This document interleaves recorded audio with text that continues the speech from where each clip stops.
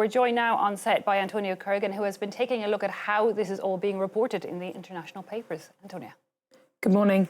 Polls have now closed in almost all states, as you said, with the last, as with last election, some talk of irregularity and disruption in voting. So let's have a look at just where this comes from and how seriously we should be taking it.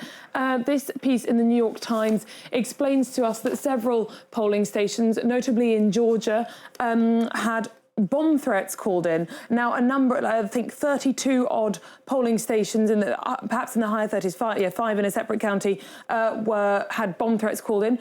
Some were closed briefly in order for these polling stations to be inspected. The threats were found to be non-credible. No bombs have been found.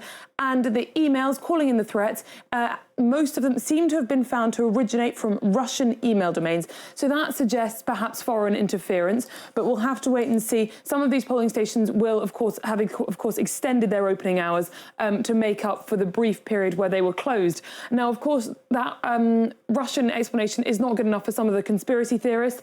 This person took to Twitter to say, make no mistake, this isn't Russia, it's not China, it's not the bogeyman, it's the Democrats. That's, of course, the suggestion that the Democrats would want to suppress turnout. Of course, it doesn't seem that likely that either party wanted to suppress turnout, as both of them were really pushing for turnout in those swing states.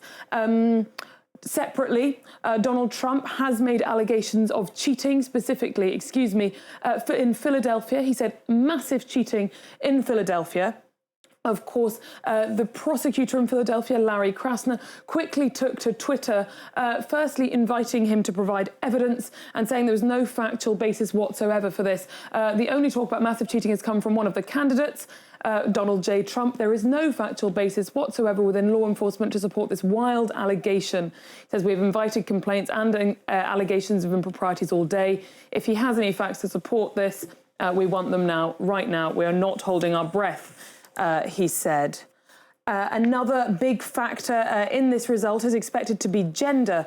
And of course, both parties were pushing specific genders to the polls strategically. Let's look at this New York Times article. It's a few days old, but it gives us the background. The title is A Democratic and a Republican Pollster Agree. This is the fault line that decides the election. That is gender. If you look, Trump is was up in the run-up to this election 8 points with men, while Harris was up 9 points with women. The gap is even bigger if you specify college-educated women versus non-college-educated men. So, of course, they were both looking to push this turnout.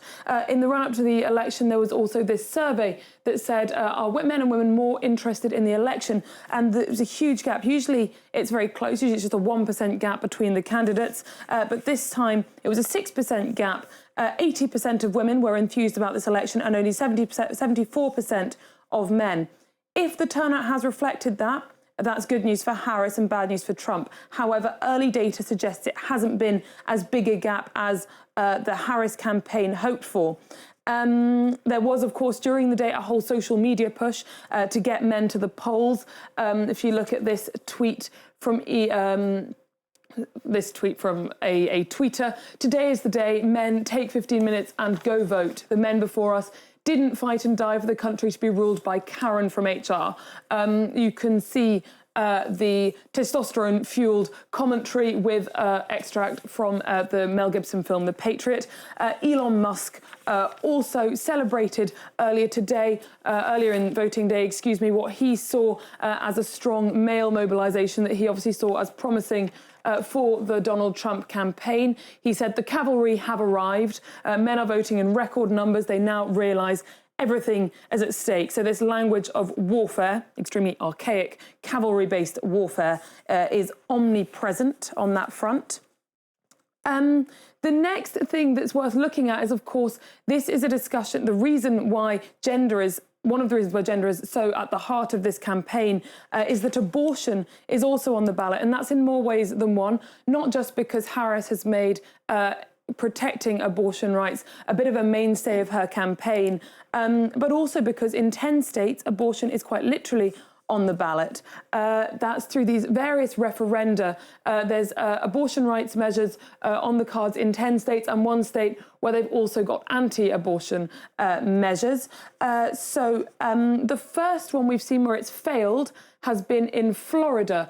Abortion rights measure has failed in Florida. It was voted on, 57% voted for an enshrining of abortion rights in the Florida Constitution, and that fell short of the 60% needed. Florida has currently got a ban beyond 6 weeks of pregnancy, with very few exceptions. And if we look at this piece, it's been a bit of a hobby horse for Governor Ron DeSantis. He's made it a bit of a personal crusade. In 2022, after the overturning of Roe versus Wade, he enacted a 15-week ban on abortion, and then in 2023 that was cut back to to 6-week ban. It was an extremely well-organised, well-funded campaign, according to this article, against the new measure. Separately, the New York amendment succeeded. A New York amendment that was supposed to include the language of reproductive rights in the state constitution. Now, there isn't an abortion ban in place there currently, but they wanted to include the language of discrimination, pregnancy outcomes, reproductive health care, and autonomy. Now, that succeeded. However, the right-wing pro-Trump New York Post has this headline: controversial New York ballot measure passes despite cries of potential lefty Trojan horse. Now, they argue that this wording that doesn't specify abortion, it talks about pregnancy, reproductive health care, autonomy, and pregnancy outcomes. They say it is designed to They suggest it is designed to efface biological sex. Lots more to talk about in the hours to come in the American press as we hear more on those results. Looking forward to it, Antonia, and thanks a lot for taking us outside just the presidential race there and bringing